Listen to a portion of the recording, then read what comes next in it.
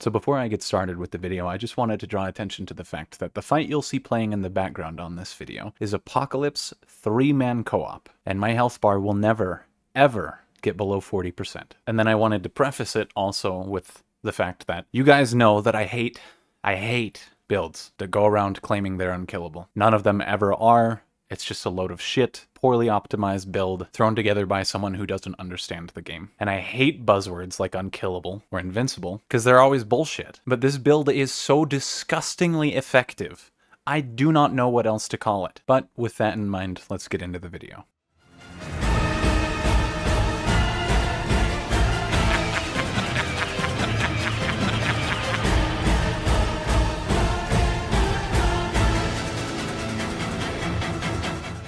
As usual, we will start with what we are using before we explain why we're using it. But I want to clarify that this is a co-op build, meaning that there are 3 different builds to use for 3 different people, each having a distinct and separate role. And absolutely no build choices are going to make any sense until I get to explain the basis for why all 3 of these builds connect. But once I explain that, it's all going to start falling into place. So if you have any questions on anything that you see, please wait, hear me out, and I will explain. But starting with what we are using for the first loadout. The first loadout actually has a second version that we'll talk about much later in the video. But for the first version of the first loadout, we are using the Leto Mark II armor set with the exception of the Labyrinth gloves, simply because they give more armor. And then for our amulet, we are using the Necklace of Flowing Life. And then our rings are Seal of the Empress, Game Master's Pride, Tempest Conduit, and Hardcore Metal Band. Our relic is Tranquil Heart with health, armor effectiveness, and damage reduction on our fragments. And then your weapons are largely up to you. There's a lot of mod variety that's going to open up with this build, and it really depends on what you prefer. I personally prefer always bringing Song of Aether. If you guys have watched my prior videos, you already know it just has some ass-saving utility, but even still, that's considered overkill with this build, and we'll get to why later. I personally chose to bring Firestorm as my secondary mod, but the weapons you're actually bringing do not matter. Just bring whatever you're comfy with shooting. That can do a fair amount of damage. We have Archon as our primary archetype and Engineer as our second, and then moving on to traits, we have Flashcaster and Fortify given to us by default. Then we finish off Vigor and spec into Blood Bond, Amplitude, Shadeskin, Barkskin, Rugged. We put 6 points in Siphoner, and then we have 3 points in Spirit and 1 in Endurance by default. On to why we are using what we're using though, starting with how we are approaching the damage reduction cap. Our armor puts us to 220 base armor, and then Fortifying gives us an additional 50% armor effectiveness, with the Relic Fragment giving us an additional 15. This puts our total armor efficacy at 65% additional, bringing our total armor to 363. 363 armor brings us to 64.48 armor DR. We're getting 10% flat DR from Barkskin, as well as 5% flat DR from our Relic Fragment, and then we're getting 5 stacks of Bulwark from Hardcore Metal Band, which adds an additional 25% flat DR, bringing our total DR overall to 78.69. Now, unlike other videos, we are actually not DR capped. We are just shy of the 80% limit. But unlike other videos, hitting the DR cap with the current build is actually a waste, and we'll get more into why later. But with DR in mind, we are bolstering our EHP by speccing into Vigor, using Seal of the Empress, and then using Mudtooth's Tonic to bring our total health to 201.25. With 78.69% DR, this brings our total effective health to 944.2. And if we utilize Song of Aether as well as Blood Bond, this brings our total effective health to 1200. If you're unsure about damage reduction and EHP and what they mean in the context of Remnant 2, I have an entire other video covering that, and I recommend you go watch that before continuing, because that is going to have a massive part in how all this works later. Because there are ways to bypass the 80% damage reduction cap and go far beyond it, as one tiny little change in the build literally triples our effective health. And that change is Game Master's Pride. Game Master's Pride is a remarkably complex and fucky ring that I wish I'd never tested, but I did. So now I'm here making yet another build video, making every other thing I've ever done look like a joke. And so we will break down how this stupid fucking ring works, starting with damage. The healing we don't care too much about and we'll cover later, obviously that's still a big part of this, but the damage is what makes this build even function. It splits all damage evenly among everyone wearing the ring, meaning that if you have 2 people wearing it, the damage that you receive is split evenly between both of you. But if you have 3 people wearing it, it's split in thirds. That may sound remarkably obvious, but it's important to distinguish how it calculates that damage split, as well as win. Because the damage split among everyone wearing the ring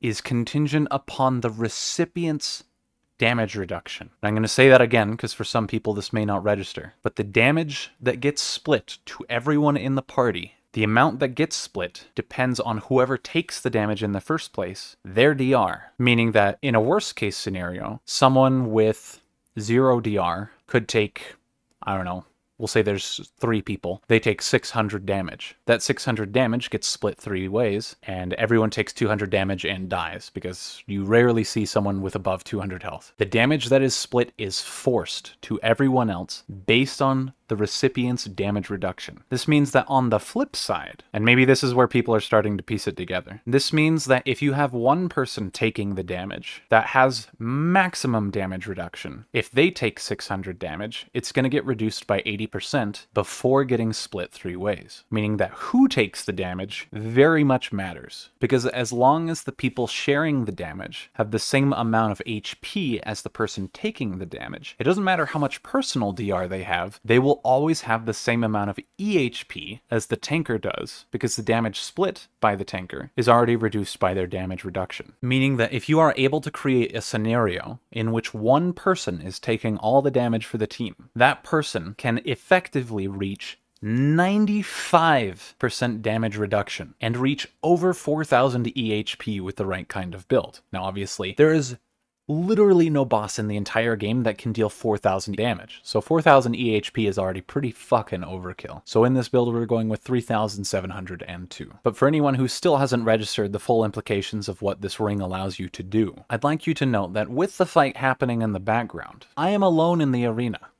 My 2 allies are naked idiots sitting over by the checkpoint just pumping healing. They don't need armor. They don't need DR. They're able to fully spec into team healing because I'm over here with nearly DR capped equipment with extra damage mitigation sources that allow me to reach 95% DR. Not Venom, not Shahala, literally nothing can kill me in this entire game because I have way more than enough EHP to tank every possible thing they could throw at me. But I also have 2 entire teammates dedicated to healing. But I do want to clarify that in this fight, only one of them is actually healing me. 2 is extreme overkill. And while I will explain healing in a moment, I do want to circle back and complete the explanation on this specific loadout. Because this specific loadout, if you could not already tell, is the tank of the build. But the other 2 don't have to be tanks, but can be if they want to. Finishing off this loadout though, we are using the Necklace of Flowing Life. We don't actually care about the gray health this gives us. And for anyone confused, you have a base damage conversion rate of 50% gray health, meaning that if you take 100 damage, by default, you will always convert 50% of that to gray health, meaning you get 50 gray health from a 100 damage attack. Necklace of Flowing Life increases your gray health conversion by an additional 100%, and 100% more of 50 is 50 more, meaning that your gray health conversion is now 100%, meaning that all damage taken always converts to gray health at a 100% rate. The reason why we like this necklace is because it makes it so you gain 5 times the amount of gray health that you gain as mod power, meaning that because we have 100% gray health conversion, all damage taken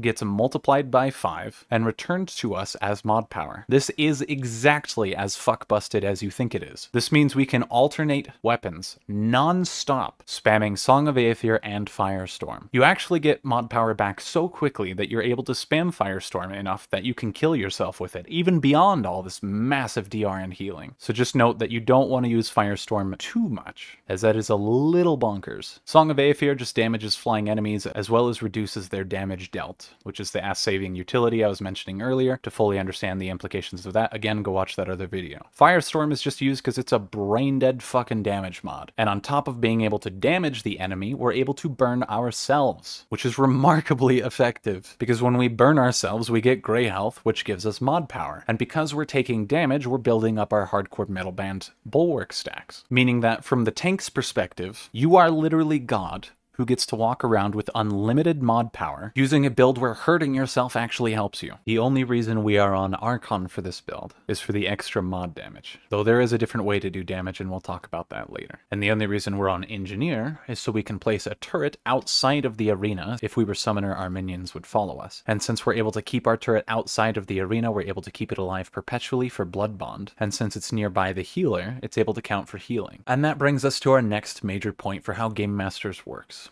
Healing. But the healing aspect is kind of complicated. So let's go over what build my friend is using before we explain how the healing works and why he's using what he's using. He is not using any armor. As we stated, he is outside of the arena, so it doesn't matter. For his amulet, he's using Nimue's Ribbon, and on the rings, he's using Game Master's Pride as well, Burden of the Divine, Ring of the Forest Spirit, and Seal of the Empress. For his relic, he's using Resonating Heart with health, healing effectiveness, and then a completely optional third relic fragment. You can choose. For his primary archetype, he's going with Medic.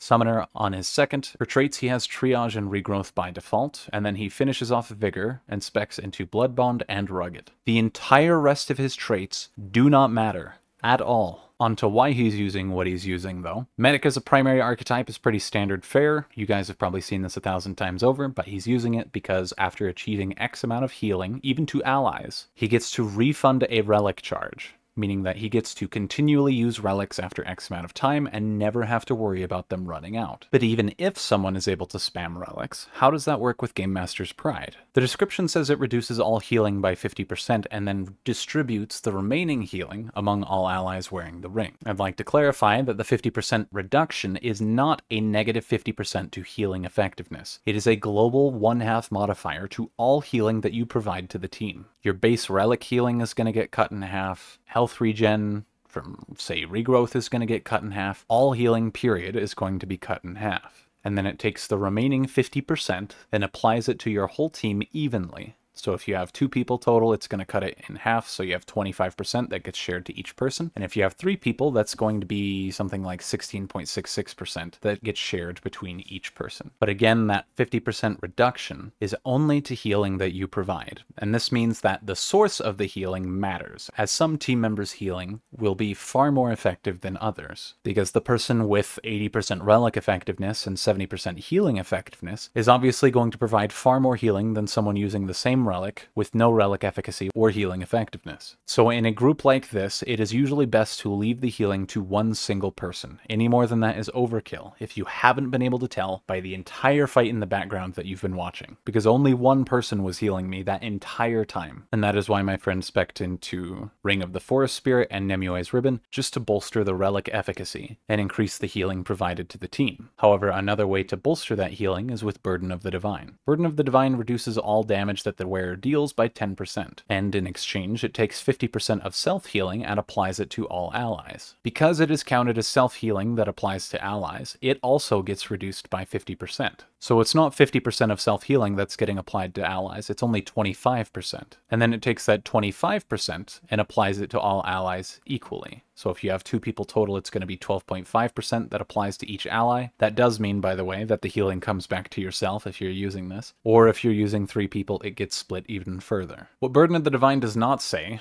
or clarify very well, is that it applies to all allies, not just team members. This means it applies to summons, it applies to turrets, it applies to dogs, which means we can use something like Resonating Heart, which is something I would normally never, ever recommend.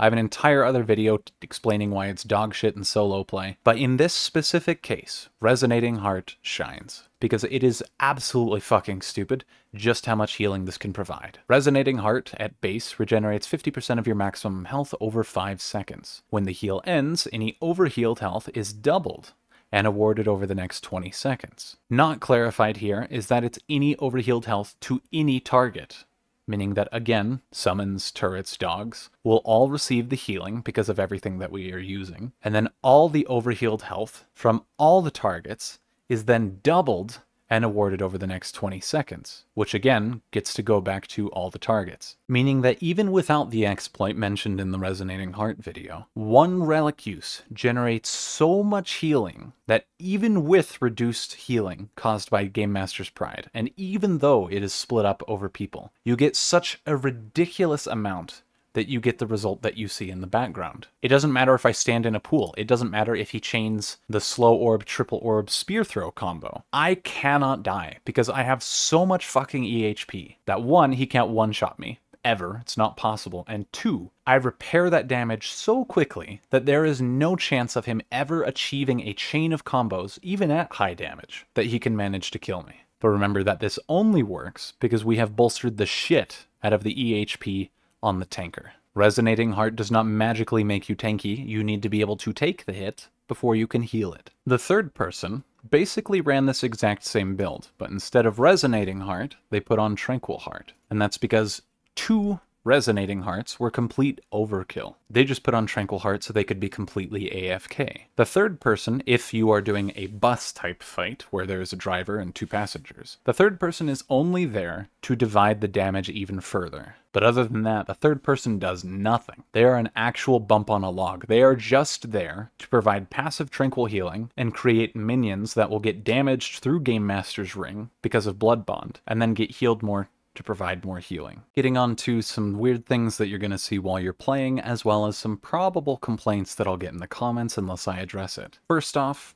what if you don't want to sit AFK while one person does all the work? That's fine. You don't have to build into pure healing and be a bump on a log. The only person who needs Nimue's Ribbon and Burden of the Divine is the healer. But even the healer can ditch Ring of the Forest Spirit and put on something like Hardcore Metal Band, and then they can put on actual armor. Nothing is stopping you from equipping yourself to deal with damage. Next up, though, is shields. Shields do not work for this. Shields will only work for the person who receives the damage, but let's say other people have a shield. They will take damage to both the shield and their health, which makes 0 sense, and I have no clue why shields suck this hard on this interaction in particular, but shields will never ever be to your benefit other than for the sake of health regeneration given by generating band. Beyond that though, never spec into shields for this. And then for the elephant in the room, let's say that you do want to be a bump on a log. What about bosses that don't have a fog wall? What about bosses that make you have to enter the arena? First off, I can only think of one boss that actually doesn't have a fog wall, and that's Annihilation. That is the only fight I can think of that actually has to be started by everyone being present. Beyond that, every single boss in the game would work with this. But when it comes to Annihilation, if, again, like I said earlier, you just spec into being able to take damage, you're still able to beat it. My friends went into a spiteful Annihilation fight using these setups, and we didn't die a single time. It didn't matter if we got pelted by orbs, it didn't matter if he did a triple slam. There was nothing he could do that could actually kill us. The only thing to know in a scenario like that is to avoid bunching up. Because if you all take damage simultaneously, then it defeats the purpose of Game Master's Pride altogether. But as long as you can split up, you're able to reduce the damage so much that it doesn't matter how much damage you take. Even in a swing attack, the health lost by the attack hitting the first person will be recovered by the time it connects with the second person. While I personally don't recommend doing Annihilation like this, as it will drastically prolong the fight, it is absolutely doable this way, and that's why we did it, just to prove that point. Circling back to the first loadout for the bus driver, I did say there was an alternate option, and that option would be the melee build, if you've already watched my video on that, and I recommend you do anyways, just to understand how it functions. But instead of rerouting Cable, you would take Seal of the Empress, and instead of Dying Ember, you would take Game Master's Ring. You would also further change the Relic Fragment from healing effectiveness to melee damage, and change the head to the Lido Mark II. And this would be another approach to the bus driver's build. That would allow them to not get staggered as they are in the middle of their melee attacks, which they'd be able to spam ceaselessly, as well as be able to skip Firestorm and not be blinded. The only drawback is that Hardcore Metal Band stacks can fall off, because Venom does not hit you fast enough in all cases. Because of this, you can be caught with your pants down and a little less DR than you would like, meaning it could potentially mean your death, as every point of DR we achieve is absolutely pivotal, but this is only in case you want to go a different route than mod spam. Oh, and then I almost forgot, to the inevitable complaint, what about empathy? Who fucking cares? Literally inflict bleed with any of the many ways you can do that, and that reduces all healing the boss can achieve by half, meaning they're only going to get half as much from empathy. And then if you are unable to out damage the boss while using a free pass to just rail on them and never have to worry about dying, then you do not deserve to use this build. Empathy is a non-issue. In solo play, I can understand the arguments for that. But in co-op, with this, I don't want to see a single comment complaining about that. And then I don't know if there's much else to say. Like, I don't know how it gets better than this, guys. This completely negates co-op scaling. It makes it a joke. It makes busing possible in a Remnant game, of all things. This is beyond absurd. I also fully expect that this information and building is going to irreparably shit all over Remnant LFG for quite a long time. Or until something changes, if anything even changes. Because we're not abusing any exploits to achieve this. It's all just math. So it boils down to whether the devs will appreciate what this build accomplishes or not. But we'll have to see.